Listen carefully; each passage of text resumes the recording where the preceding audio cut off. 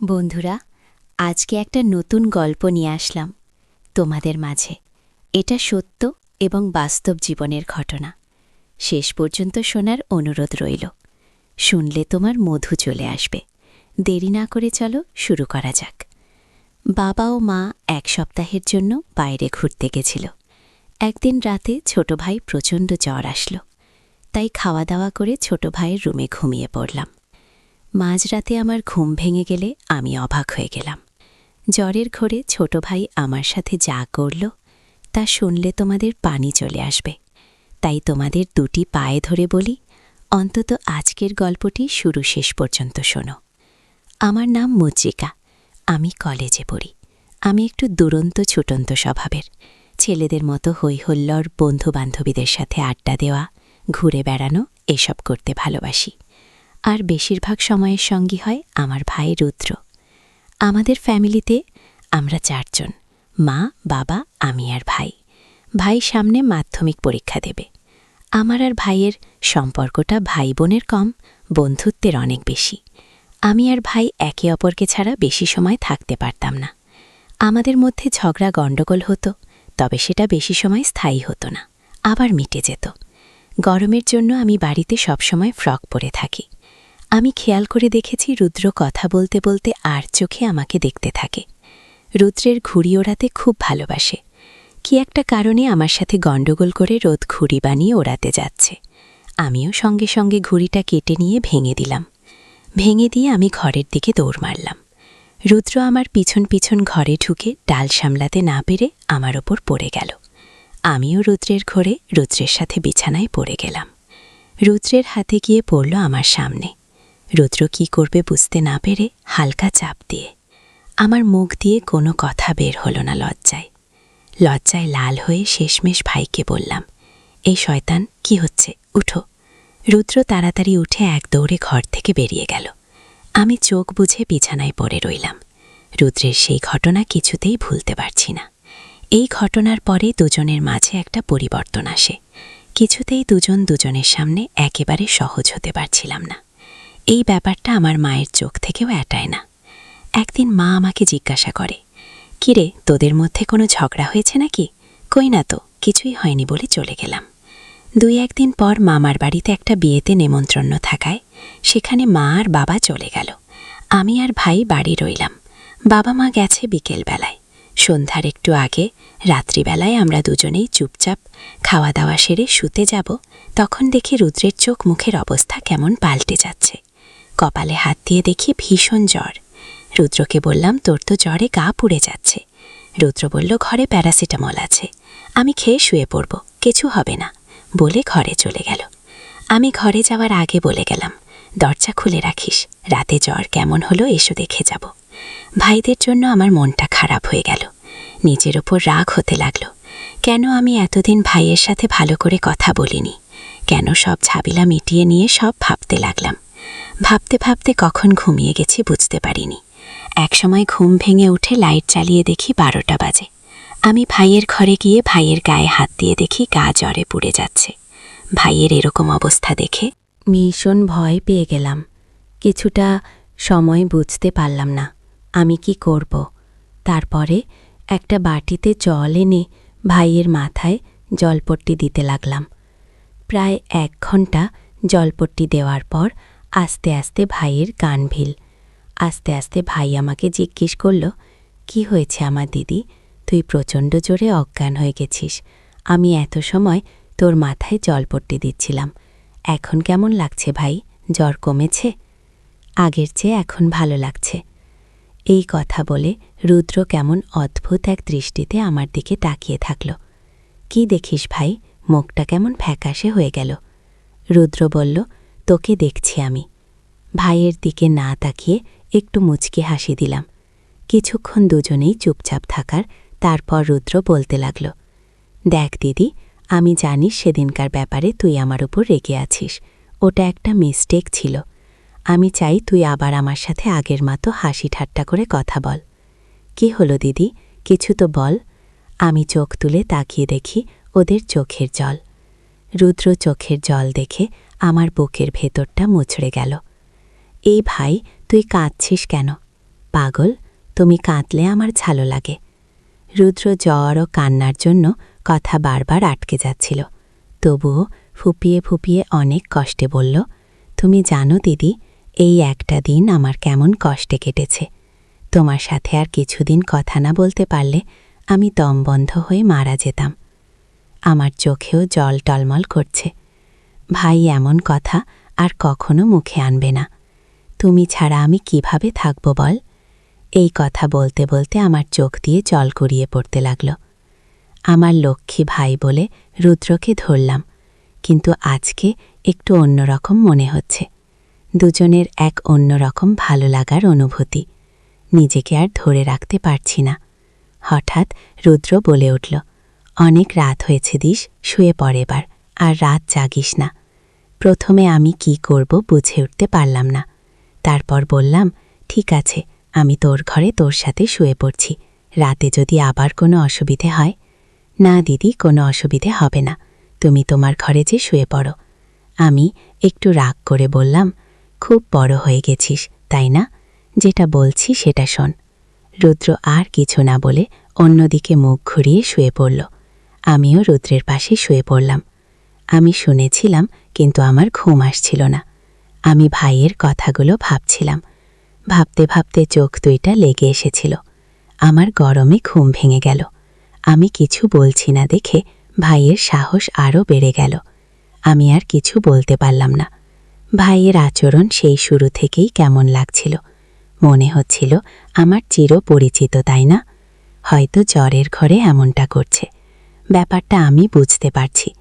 আমি ভাইয়ের সাথে আর কিছুই করতে চাই না, কিন্তু এই অবস্থায় ভাইকে আটকানো আমার পক্ষে সম্ভব হবে না। সকালবেলা আমার ঘুম ভাঙো। রুদ্রর ওপর রাগ করব নাকি করব বুঝে উঠতে পারলাম না।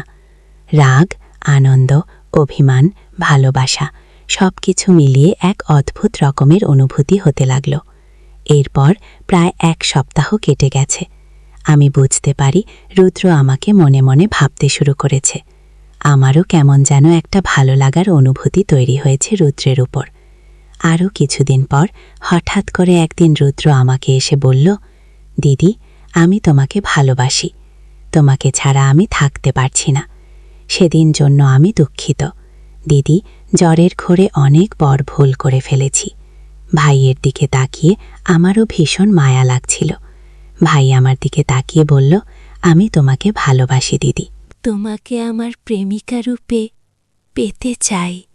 তুমি আমার দেখা সবচেয়ে সেরা সুন্দরী। তোমার জন্য আমি সব কিছু করতে পারি। ভাইয়ের কাছ থেকে হঠাৎ করে এতগুলো কথা শুনি আমি কি বুঝে উঠতে পারলাম না। পরিস্থিতি একটু সামলে নিয়ে বললাম, আচ্ছা ঠিক আছে, দেখা যাবে। এখন বাবার বাইকটা বের করে আমাকে একটু কোচিংয়ে দিয়ে আয় ভাই। আমার দিকে তাকিয়ে বাইক বের করতে চলে গেল। এর আগে বহুবার রুদ্র বাইকে করে কোচিংয়ে দিয়েছে, কিন্তু কেন জানি না আজ অনেক এক্সাইটমেন্ট ফিল হচ্ছে। কোচিংয়ে পৌঁছে দেখি কোচিং শুরু হয়ে গেছে। আমি রুদ্রের দিকে তাকিয়ে একটু হেসে দৌড়াতে দৌড়াতে কোচিংয়ে ঢুকে গেলাম। কোচিং থেকে বাড়ি ফিরে দেখি আমার বাচ্চা ঘরে মা ঢুকছে। আমি আর কোনো উপায় না পেয়ে ভাইয়ের বাচ্চা ঘরে ঢুকলাম। স্নান সেরে ঘরে আছে। আর কিছুক্ষণ পরে মনে পড়ল রুদ্রের বাচ্চা ঘরে একটা জামা রেখে এসেছি। আমি এক দৌড় দিয়ে রুদ্রের বাচ্চা ঘরে ঢুকে গেলাম। আমি কাপড়গুলো নিয়ে যাব। তখন রুদ্রের চোখে চোখ পড়ল। রুদ্র বাচ্চা ঘরের বাইরে দাঁড়িয়ে আছে। আমি লজ্জায় লাল হয়ে গেলাম। ফাজিলি একটা বলেই আমি দৌড় দিলাম। এমন সময় মা চেঁচিয়ে উঠে বলল, কি হয়েছে রুদ্র, এমন ষাঁড়ের মতো চেঁচিয়ে উঠল কেন? তোমার ছেলের তো কোনো কাজ নেই, সব সময় আমার সাথে ঝগড়া করে। তোরা দুটিতে মিলে কি যে করিস আমি বুঝি না। আবার দুজন 1 সেকেন্ডও আলাদা থাকতে পারিস না। পরদিন দিদিমার শরীর খারাপ হওয়াতে মা বাবা দুজনেই দেখতে গেল। সন্ধেবেলায় আমি আর রুদ্র দুজনে বসে টিভি দেখছিলাম। হঠাৎ রুদ্র বলে, ওঠো দিদি, একটু চা করো না, চা খাবো। আচ্ছা ঠিক আছে, টিভি দেখ, আমি চা করে আনছি। কিছুক্ষণ পরে 2 হাতে 2টা চায়ের কাপ নিয়ে ফিরে আসলাম। রুদ্র কাপ নিয়ে মুচকি হেসে আমার দিকে তাকিয়ে বলল, মিষ্টি হয়নি দিদি, চিনি এনে দিচ্ছি। লাগবে না দিদি তোর তাতে। রুদ্র আমার কাপটা নিয়ে চুমুক দিল। এবার ঠিক আছে। এবার কিভাবে ঠিক হলো? রুদ্র আমার দিকে দেখিয়ে বলল, মিষ্টি এখান থেকে এসেছে। ভাই, মেয়ে পটাতে তো খুব শিখেছিস। সামনে টিভি চলছে, কিন্তু টিভিতে দুজনের কারোরই মন নেই। আমি রুদ্রের হাত থেকে খালি কাপটা নিয়ে রান্নাঘরের দিকে যেতে লাগলাম, আর রুদ্র বসে আমার দেখতে লাগল। আমি দরজার কাছে এসে পেছনে তাকিয়ে দেখি আমার ভাই রুদ্র হাঁ করে তাকিয়ে আছে। আমি ভাইয়ের কান দেখে আর না হেসে পারলাম না। আপনি আপনি মুখ থেকে বেরিয়ে গেল, ফাজিল কোথাকার। রান্নাঘর থেকে ফিরে এসে রুদ্রের পাশে বসে মুচকি হেসে ভাইয়ের দিকে তাকালাম। আমি রুদ্রকে একটা ধাক্কা দিয়ে বলি, এই দুষ্টু, কি দেখছিস সেভাবে? লজ্জা করে না নিজের বোনকে এভাবে দেখতে? লজ্জা কেন করবে? কিভাবে দেখছি? কিভাবে দেখছি বললে না তো দিদি? দেখে তো মনে হচ্ছে চোখ দিয়ে গিলে খাবে আমাকে। আমি মনে মনে বললাম, তুই কবে আমার মুখের দিকে দেখলি ভাই? সারাক্ষণ আমার সামনের দিকে নজর। কি এত ভাবছ দিদি? কিছু না, ভাবছি তুই একটা আস্ত ফাজিল। কোথায় ফাজলামি করলাম আমি? তুই কি ভাবিস আমি কিছু বুঝতে পারি না, তাই না? তুমি বুঝতে পারো দিদি? অবশ্যই পারি। রুদ্র এবার আমার সামনের দিকে তাকিয়ে বলল, বলো তো, আমি এখন কি ভাবছি? আমি রুদ্রের একটা কান টেনে ধরে বলি, শয়তান, কান টেনে ছিঁড়ে দেব। দিদি, লাগছে তো? লাগুক। পরদিন সকাল থেকে আকাশ তুমি যে কোনো সময় বৃষ্টি নামবে। রুদ্র টিউশনে গিয়েছিল, এখনও বাড়ি আসেনি। অন্যদিন এত সময় বাড়িতে চলে আসে। আমার একটু টেনশন হচ্ছিল, বৃষ্টিতে ভিজে যায় যদি। আমি রুদ্রের কাছে ফোন করলাম, কিরে রুদ্র, কোথায় তুই? মেঘ করেছে, বৃষ্টি নামবে, তাড়াতাড়ি বাসায়। তার থেকেও অনেক বেশি মেঘ করেছে দিদি আমার মনে। আমি একটু হেসে বললাম, আর কাব্য করতে হবে না, তাড়াতাড়ি বাসায়।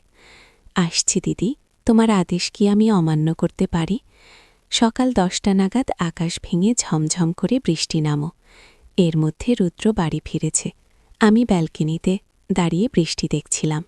আমার পেছনে এসে রুদ্র চুপচাপ দাঁড়িয়ে আছে। কিছুক্ষণ পর রুদ্র আমাকে বলল, চল না দিদি, আজকে আমরা বৃষ্টিতে ভিজি। রুদ্রের গলায় এমন একটা আমন্ত্রণ ছিল যেটা শুনে আমি না করতে পারলাম না। শুধু বললাম, চল ভাই, আমার ভিজতে ইচ্ছে করছে।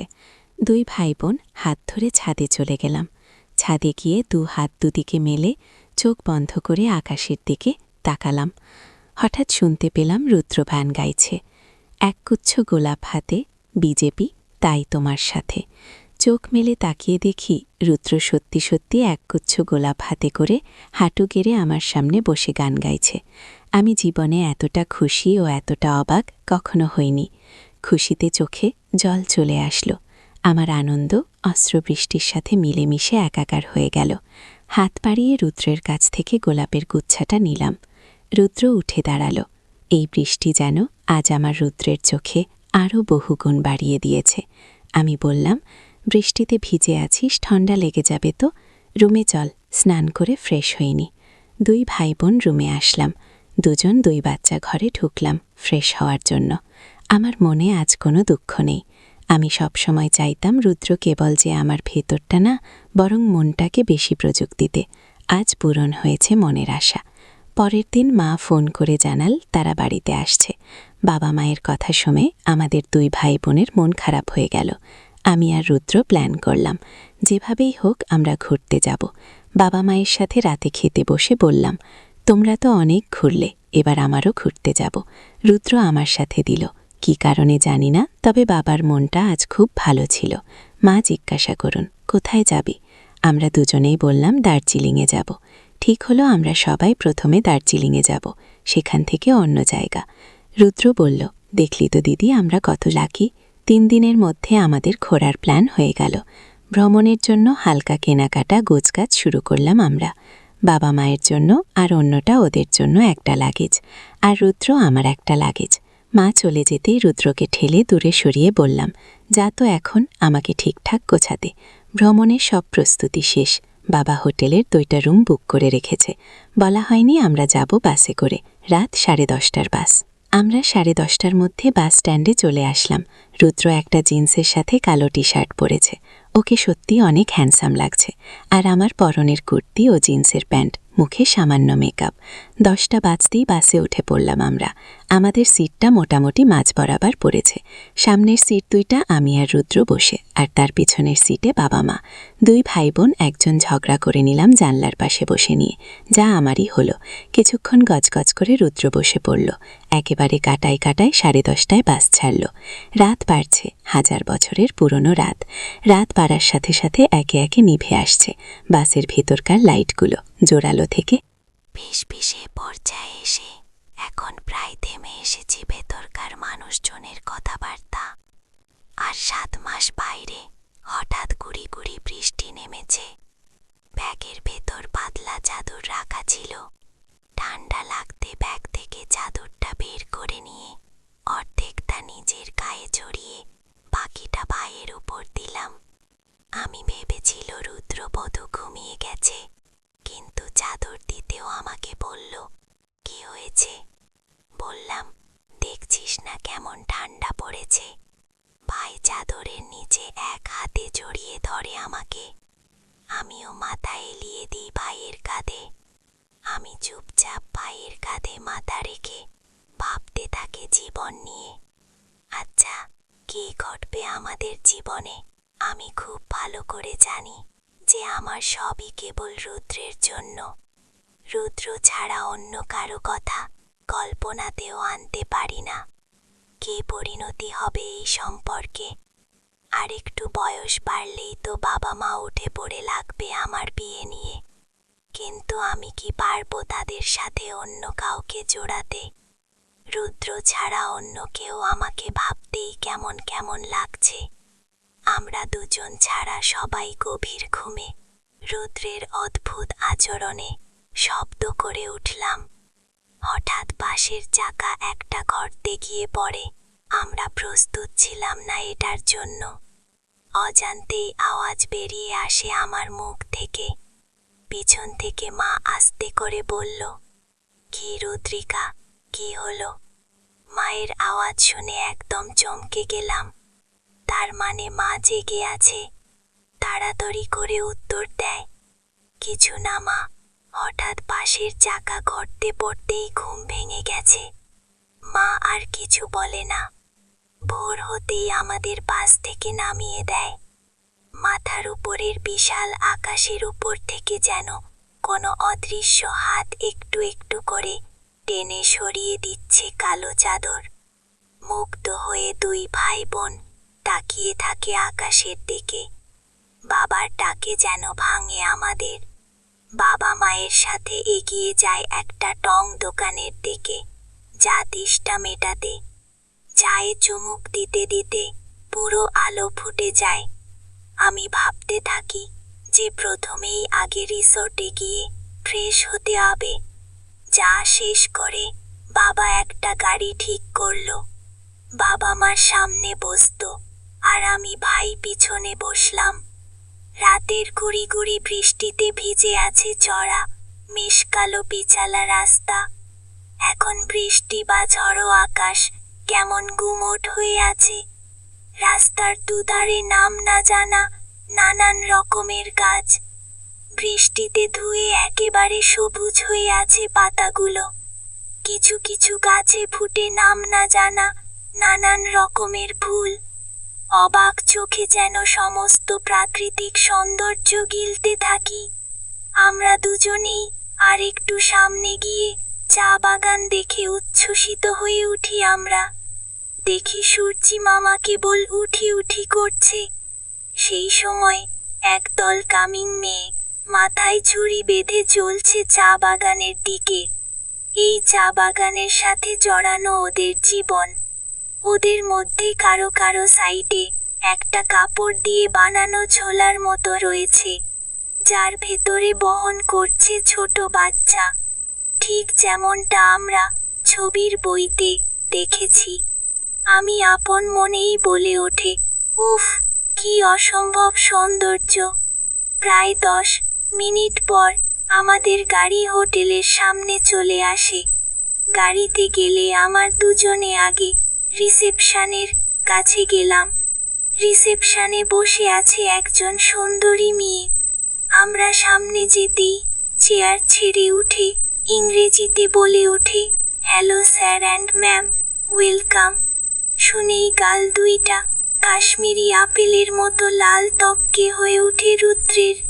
রুদ্র তাড়াতাড়ি করে বলে ওঠেন, আপনি ভুল করছেন, আমরা আসলে ভাই বোন, বাবা মার সাথে ঘুরতে এসেছি।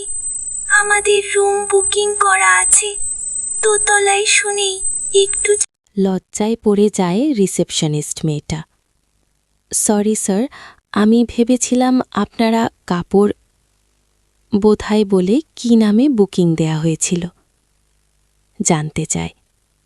রুদ্র নাম বলতেই মেয়েটি ড্রয়ার খুলে চাবি এগিয়ে দেয় রুদ্রের দিকে। চাবি দেওয়ার সময় মেয়েটা অদ্ভুত ভঙ্গি করে রুদ্রের দিকে। এটা কোনোভাবেই পছন্দ হয় না আমার।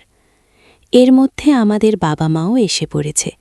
হোটেল বয়দের হাতে লাগেজ ধরিয়ে দিয়ে আমরা উঠে পড়ি দোতলায়।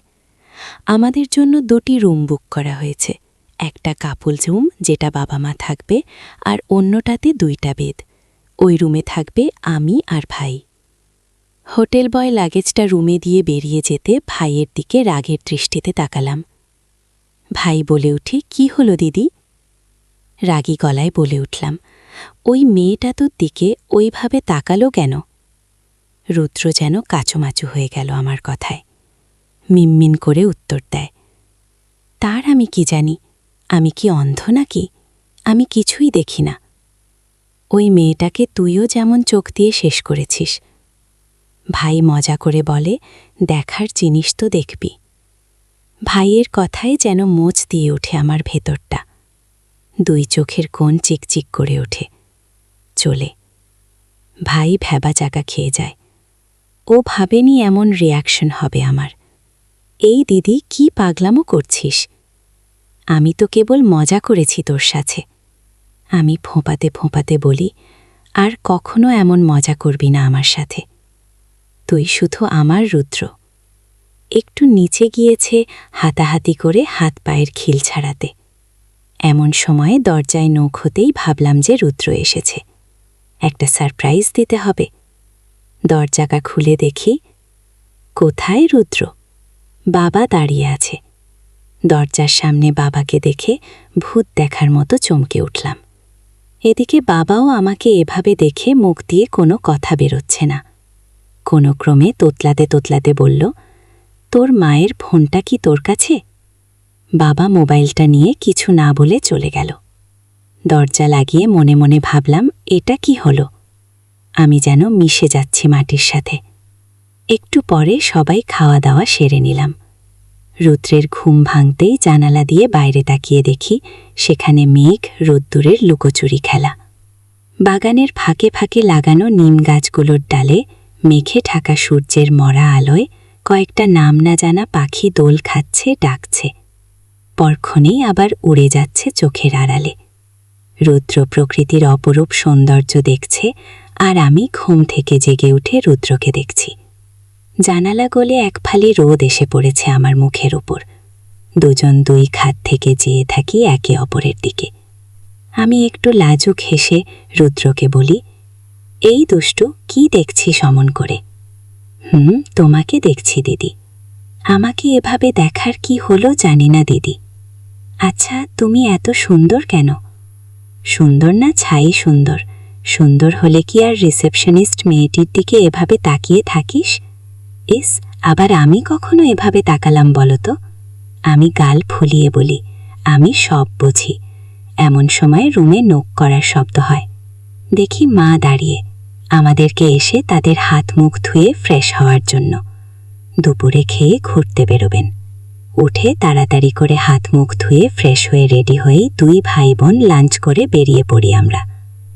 আমরা বিশাল বড় একটা জঙ্গলে ঘেরা পার্কে আসলাম। একটু পরে আমরা টিকিট কেটে ঢুকে পড়ি পার্কের ভেতরে। ভেতরে ঢুকতেই চোখে পড়ে পথের দুধারে চেনা অচেনা নানা জাতের গাছের সারি, যার কোনোটা কোনোটা উঠছে আকাশ ছোঁয়ার চেষ্টায়। পথের দুপাশে ছোট ছোট পাহাড় বেগুন, জঙ্গল। রুদ্র মাকে বলে, তোমরা ওই দিকটাতে ঘুরতে থাকো, আমরা এদিকে ঘুরছি। কেবল বেরোবার আগে একটা কল দিও বলে জঙ্গলের আরও গভীরে ঢুকতে থাকে দুই ভাই বোন। এই নির্জন দুপুরে গভীর অরণ্যে যেন হারিয়ে যাই আমরা। দুই ভাই বোন হাত ধরে এগিয়ে যেতে থাকি। আরও কিছুটা এগোতে দেখতে পাই ছোট পাহাড়ের আড়ালে গাছপালা ঘেরা সুন্দর একটা পুকুর। পুকুরে কানায় কানায় জল ভর্তি, গাছের ছায়া পড়ে সুন্দর দেখতে লাগছে। হঠাৎ আমরা দেখতে পাই একটা খরগোশ। দুই ভাই বোন ছুটতে থাকি। খরগোশের পেছন পেছন ছুটতে ছুটতে জঙ্গলের বেশ কিছুটা ভেতরে চলে যায় দুজন। হঠাৎ খরগোশ ছুটে একটা ঝোপের ভেতর ঢুকতেই আমরা হাঁপাতে থাকি। আমি বসে পড়ি ঘাসের ওপর, ঘামে প্রায় ভিজে গেছি। আমি পাশের একটি ঝোপে কিসের একটা শব্দ হতে রুদ্র সেদিকে তাকালো। সেটা জামা কাপড় পরা একটা লোক দেখে বোঝা যায় পাগল। পাগলটা একটু আমাদের দিকে এগিয়ে আসছিল। পাগলটাকে দেখে আমাদের ভয় পাওয়ার কথা, কিন্তু মনের মধ্যে একটা অজানা শিহরণ খেলে গেল। একটু পরেই পাগলটা আবার বনের মধ্যে হারিয়ে গেছে। সন্ধ্যা ঘনিয়ে এসেছে, তাড়াতাড়ি যেতে হবে। তখনই ফোন আসে বাবা, কিরে তোরা তাড়াতাড়ি আয়, সন্ধ্যা হয়ে যাচ্ছে তো। এই তো আসছি বলে ফোনটা কেটে দেয় ভাই। গধূলি আলোতে দুই ভাই বোন এগিয়ে যেতে থাকে মেন গেটের দিকে। আমরা ঠিক কতটা ভেতরে ঢুকেছিলাম জঙ্গলের বুঝতে পেরেছি ফেরার সময়। ক্লান্ত হয়ে আমার পা দুটা যেন আর চলছিল না। এদিকে বাবা মাও ফোন দিয়ে তাড়া দিচ্ছে বারবার। অজানা অচেনা পাখির সারাদিনের ভ্রমণ শেষে নীড়ে ফেরার বড় বড় গাছের ছায়ায় আছে সন্ধ্যা যে নিস্তব্ধতা বাড়িয়ে দিয়েছে আরও। হোটেলে ফিরে রুদ্র বলে ওঠে, এক কাপ চা বা কফি হলে বেশ হয় না? আমার ঘুম পাচ্ছে খুব। আজকের বিকালটা সারা জীবনের সবচেয়ে মেমোরেবল একটা বিকেল হয়ে থাকবে। সত্যি, প্রকৃতির মাঝে আদিমতায় মেতে ওঠার মজা আসলেই অন্যরকম। আমরা দুই ভাই বোন মা বাবার সাথে হোটেলের রুমে চলে আসলাম। রুমে এসে ফ্রেশ হয়ে ক্লান্তিতে বিছানায় শুয়ে ঘুমিয়ে পড়লাম। পরদিন সকালে আমি ঘুম থেকে উঠে স্নান করে ফ্রেশ হয়ে রুদ্রকে ডাকলাম। আর কতক্ষণ ঘুমাবি? ফ্রেশ হয়ে উঠেই ব্রেকফাস্ট করবি। আমি রুমে ব্রেকফাস্ট নিয়ে যেতে বলেছিলাম, তাই রুমে দিয়ে গেছে, নিচে যেতে হবে না। তোর কাঁধ তো উঠে ফ্রেশ হয়নি। ঠিক এই সময় দরজায় কড়া নাড়ার আওয়াজ হলো। রুদ্র আমার থেকে দূরে ছিটকে গেল। বাইরে থেকে বাবার গলার আওয়াজ শুনতে পেলাম। দরজা খুলতেই বাবার চোখ গেল প্রথমে আমার সামনের দিকে। আমি বললাম, কিছু বলবে বাবা? আমার কথায় বাবার হুঁশ ফেরো। আমি আর তোর মা বেরোচ্ছে একটু, তোরা কি যাবি না? না বাবা, তোমরা যাও, আমরা যাব না, আমরা এখনও ব্রেকফাস্ট করিনি। বাবা চলে যেতেই আমি বিছানায় চিত হয়ে শুয়ে পড়লাম। শুয়ে শুয়ে ভাবতে লাগলাম, বাবা আমার দিকে যেভাবে তাকিয়েছিল আমার কেমন যেন অদ্ভুত লাগলো। তারপর নিজেকে পরিমণির মতো করে সাজিয়ে বেরোলাম নিজের রুমের দিকে। আমি জানি আমাকে এখন কোনো বাইরের মানুষ দেখলে সে নিজেকে কোনোভাবেই সামলাতে পারবে না। ক্ষুধার্ত সিংহ যেমন শিকারের ওপর ঝাঁপিয়ে পড়ে, ঠিক তেমনভাবে আমার ওপর ঝাঁপিয়ে পড়বে। আমি দরজার সামনে এসে নক করলাম। রুদ্র এসে দরজা খুলে আমাকে দেখে বাকরুদ্ধ হয়ে গেল। চোখের পলক পড়ছে না।